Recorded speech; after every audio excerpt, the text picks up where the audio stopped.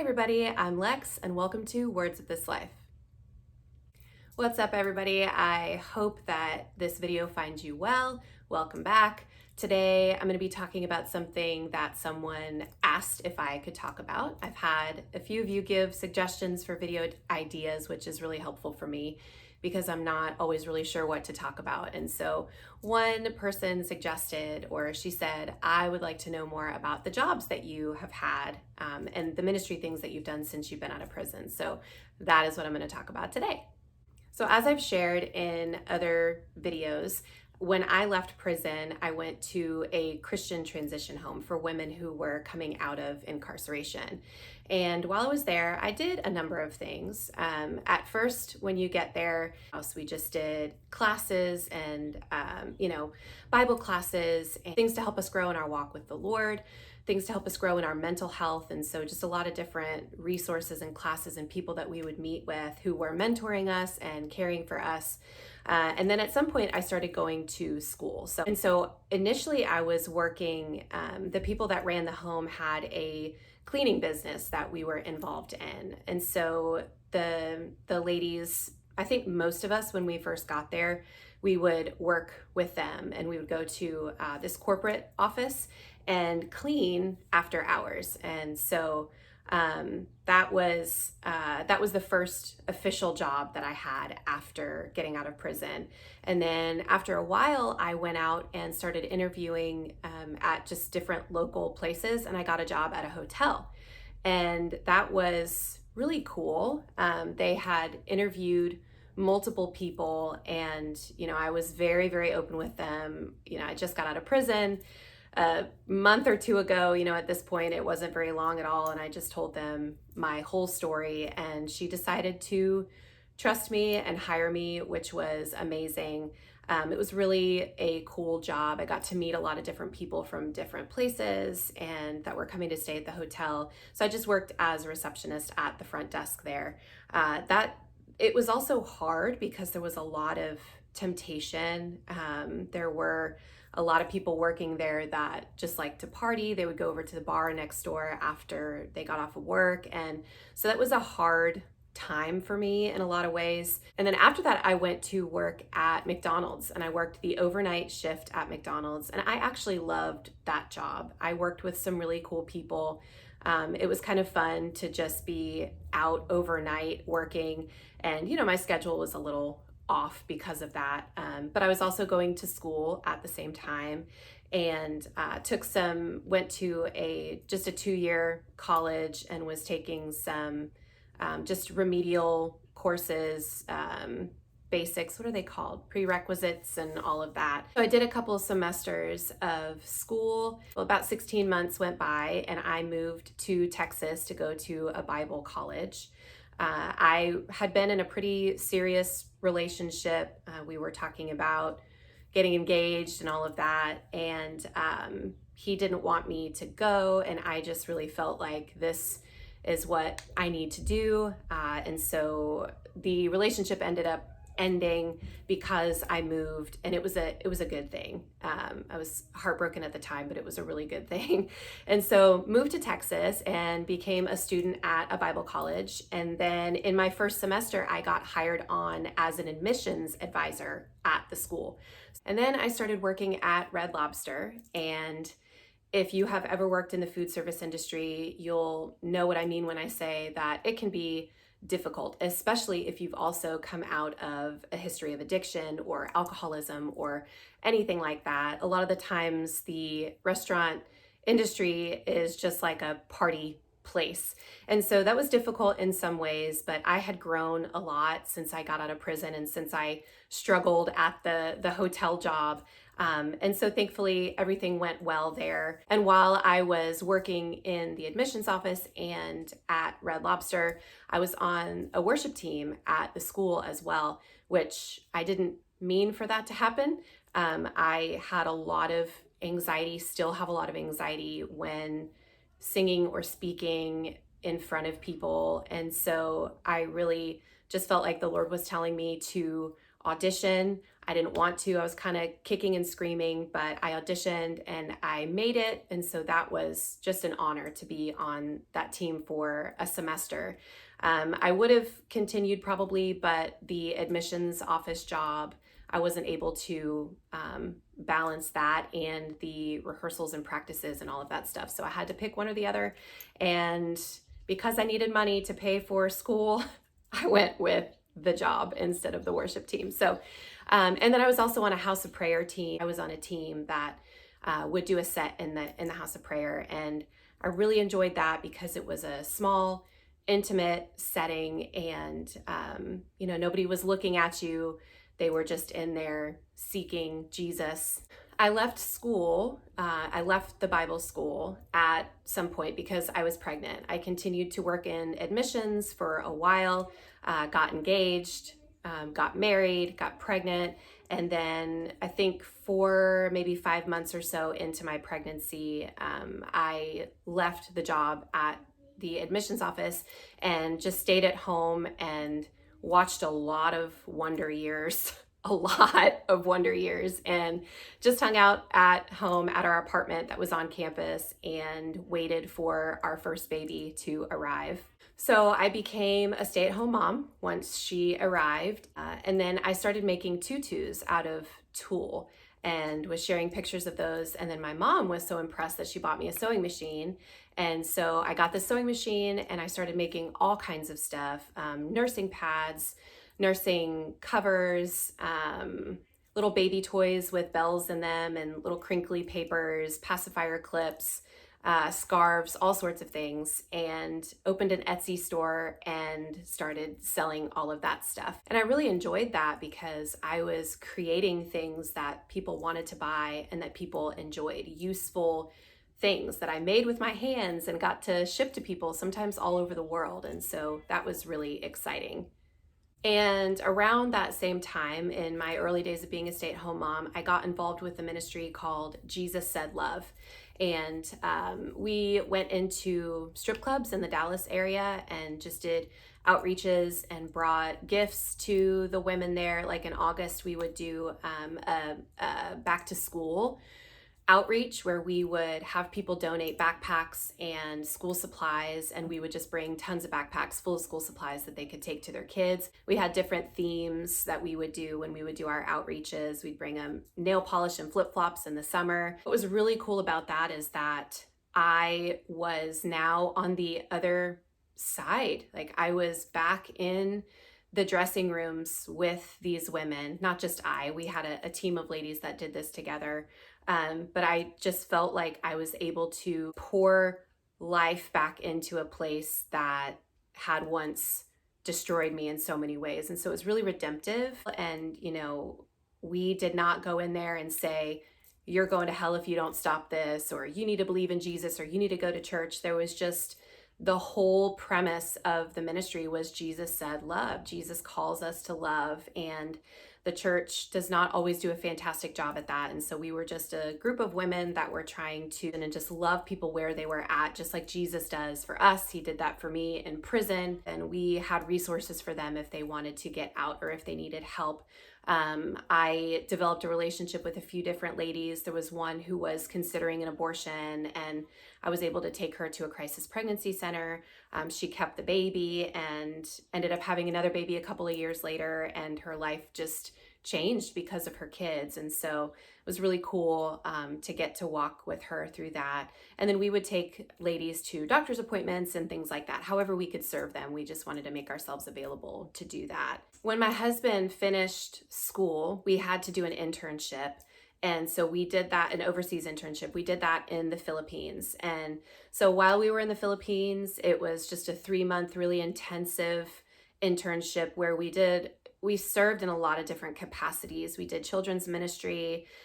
We built water catchment systems. We got involved in a local church there, learned some of the language. And then while we were in the Philippines, and you can learn more about this, I'll put a link to one of the videos that I did recently talking about how I went from becoming an inmate in prison to an overseas missionary. There's a lot more details in that about that process and that transition. But while we were in the Philippines, we felt like the Lord was calling us to Thailand. So when we got back from the Philippines, we started support raising, and that is a full-time job. Support raising is 100% a full-time job. We went around to groups and individuals and just kind of shared our heart and our vision of what we wanted to see the Lord do in Thailand and how we wanted to be a part of that. We had another baby in the middle of that, and I had really severe postpartum depression, which slowed us down in some ways and was really difficult. I was still a stay-at-home mom, but was just struggling in a lot of ways. But eventually some of that started to lift, and we were preparing to move to Thailand. During this time, I got involved in Young Living and Plexus, and I love those products. I love Plexus. I love essential oils. We've used both of those things with a lot of success in different ways over the years, but I am not a good salesperson. So I always wanted just to make enough that I would be able to cover our own supply of things. And I just never got there because I have such a hard time selling products. I don't know. It's not in me. It's not in me. Some people are so gifted in that. And I just always feel awkward about it and don't know how to approach it. So those things were never really fruitful for me, but they were things that I did for a period of time there. And then we moved to Thailand, and I remained mostly a stay-at-home mom. That was my main role there. And we were learning the language, and we had meetings to go to and groups to go to and mentoring sessions. My husband eventually ended up teaching English to a bunch of Thai students. And then I was on a team of women that would go to the red light district, and we just build relationships with them and practice our Thai. And I could tell you some of the things that I said wrong sometimes that thankfully everybody was so gracious. They would just laugh and correct us or try to understand what I was trying to say because I wasn't making sense. So language learning is hard, especially immersive language learning, where the person that you're speaking with really can't speak English and they can't help you try to translate what you're saying. So that was a lot of fun. And I think my favorite thing that I did in Thailand the entire time that we were there was I would go out with a friend and we would stand on the street corner in the red light district and just sing worship songs to Jesus. And I loved that. People would walk by and ask questions. There were a lot of tourists in these areas. And so we would just stand and sing, and sometimes it would start conversations with people. Sometimes we would just stand and sing for a while and then leave. We were in the process of working on a crisis pregnancy center. We had moved into a building that we were going to use. We had our mission and vision written out, and we had made some connections with another pregnancy center that was 12 hours south of us, and with local leaders and hospitals and things like that. So that's what we were working on. And eventually we would have, at least our plan was that we would have opened this crisis pregnancy center and then potentially moved to the east and done a similar sort of thing. And then our daughter got sick, and that kind of changed everything. We ended up coming back to Texas a little early to get her cared for and to get some marriage counseling. And, there was just all kinds of stuff coming up in us. And so at that point, we were living with my husband's parents, and I just basically for a long period of time just became my daughter's medical advocate. And so I researched really deeply into nutrition and into different things that we could do to try to help her, and different treatments. There was I just spent a lot of time reading about everything that I possibly could to try to help her, and then bringing our rheumatologist articles and, research and all of that, and saying, can we do this? Can we do that? So it just, that really was a full-time job for, on top of already being a stay-at-home mom and being pregnant with our third at this point as well. And so had a newborn and two older kids and was just advocating for my daughter. I feel like that's what I spent most of my time doing for a period of time there. And I started doing research into cannabis for healing and learned about CBD and other cannabinoids, and really just kind of became an advocate for that as well in the process, and got her started on some CBD, and just saw massive changes for her in her pain levels and in her mood and in her sleep. It just helped her. It helped her a lot. And then I started taking it as well. And then I became an affiliate for my favorite brand. And I'm going to go about this really awkwardly here because that's what I do. But if you are interested in a great CBD brand, I'll put a link in the description, and then I'll put a code in there as well that you can get 20% off. And that does help me because I'm an affiliate. So if you want to get it, that's great. You want to try it, that's awesome, but no pressure because, like I said, I can't sell stuff. So at first we thought that we were going to be going back to Thailand, that our daughter was going to get on some medication, or we were going to make some kind of change that was going to heal her. And then we would go back to Thailand. And when we realized for sure that that wasn't going to be happening anytime in the foreseeable future, I started thinking about what is something that I can do to help my family financially, but also still mostly be at home with the kids. And so what I landed on was becoming a birth doula. And so when our youngest turned about 1, I think it was that month that I had my first birth, and I just dove right into it.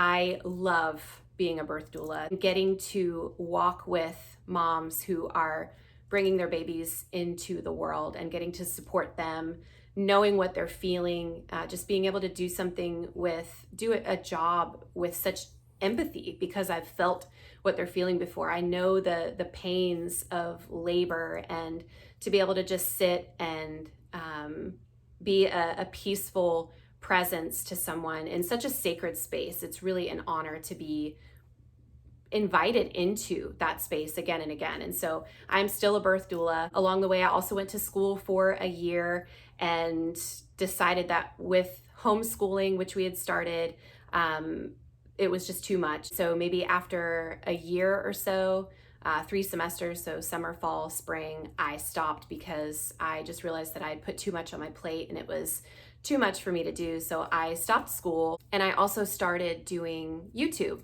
at some point. So I had shared my testimony video. It's in 2 parts. It's really long. I just put it on YouTube so that people could see it. And that was not really the beginning of my channel, but I started sharing songs, and I auditioned for The Voice through a video submission, and I put that on there as well. And so that was not really a channel yet. It was just like I could give people a link. Hey, if you want to watch this video, you can go here. And then, as you know, if you've been here for any period of time, I have not very consistently done YouTube, but it is something that I really enjoy and want to continue. I am also now a birth assistant. Last year, I started training to be a birth assistant, and so birth assistant assists a midwife basically at a birthing center. So I finished my training for that, and I'm now a birth doula and a birth assistant, and I also got certified in placenta encapsulation. So everything that I'm doing right now, I am a stay-at-home mom. We homeschool. That's the first and most important role in my life is that right now. And then I am a birth doula, a birth assistant, and also doing placenta encapsulation as well. Everything that I'm doing basically is in the birth world, which I love. It's just been an incredible experience. And I hope to be doing it for many, many years. People have asked me if I would ever become a midwife.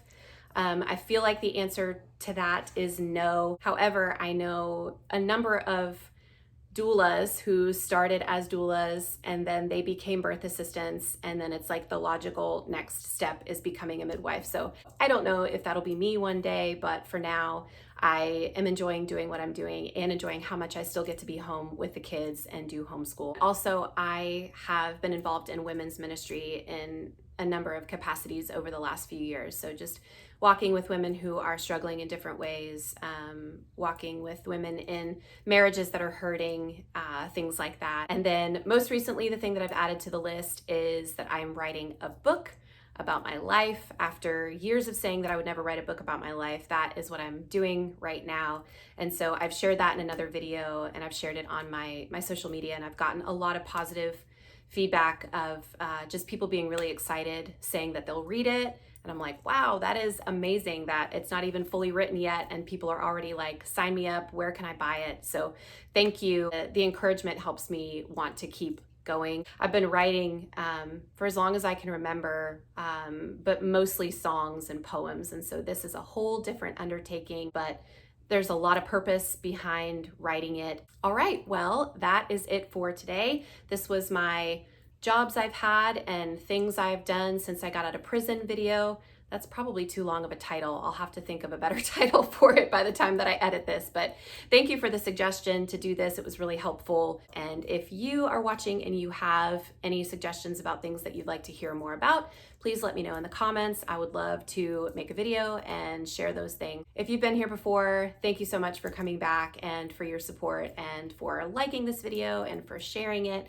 And if this is your first time here, I would love if you would like and subscribe and keep following along as I share more stories about my life. And I hope to see everyone again next time on Words of This Life.